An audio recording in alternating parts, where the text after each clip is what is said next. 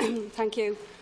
Minister, the area north of the Royal Canal is seeing a massive expansion in the number of homes, with building taking place right now and for the last number of years, and a lot more land zoned for building.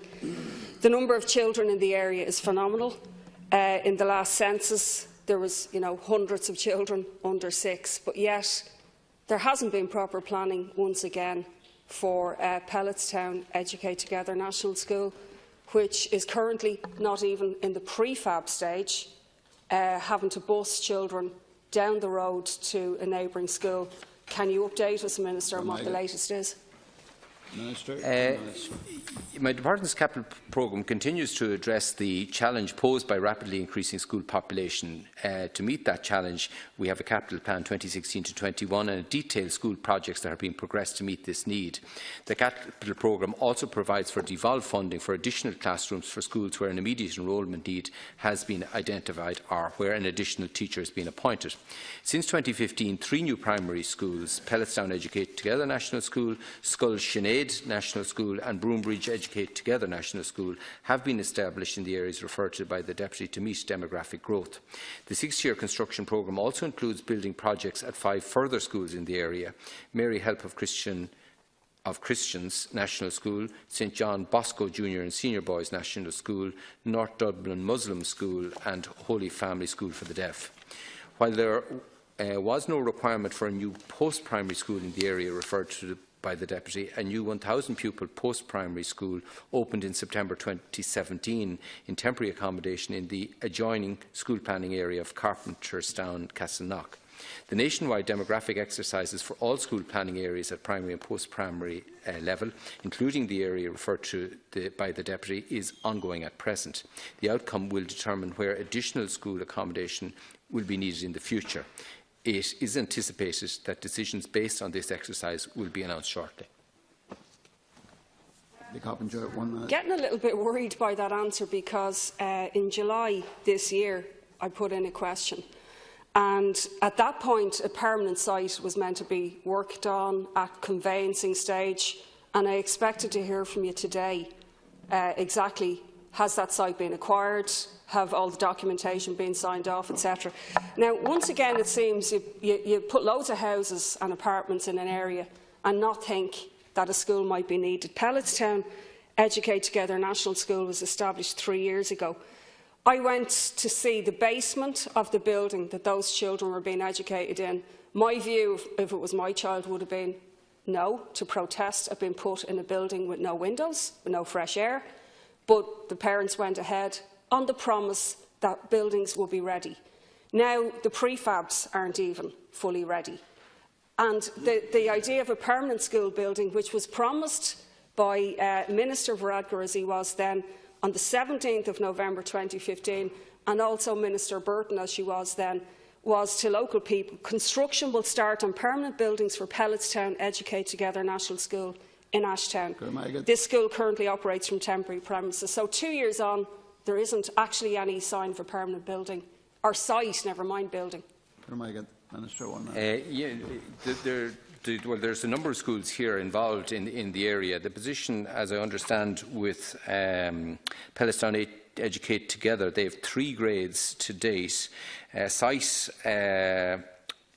The Department has reached agreement with the landowner of a preferred site, and the acquisition is currently progressing through the conveyancing stage. Following completion of the acquisition, the architectural planning process for the provision of a new permanent building for the school will commence. Then there's Scull Sinead. It has just 1 infant class at this stage. A potential site to facilitate this building project has been identified and is currently being progressed. Again, when this process has concluded, the architectural planning will commence. Broombridge, it is in a permanent site. So those are the 3 immediate ones. Then there's 5 other schools, as I said, outlined, where there's extensions being planned. 5 months ago, it was progressing at conveyancing stage. The point about it is that 2 years ago now, over 2 years ago, two ministers with pre-election promises told the people of the area that these schools were actually in the bag. And 2 years on, first-class pupils have had to be bused up to Broombridge. Broombridge is not in this area. Right? The other schools that you're talking about are not in Ashtown either. And many of them are Catholic schools as well. I'm talking about what is the plan to get Pelletstown, Educate Together National School, out of the buildings that they're in, into the temporary prefabs, but no, into a permanent school that was promised to them over 2 years ago.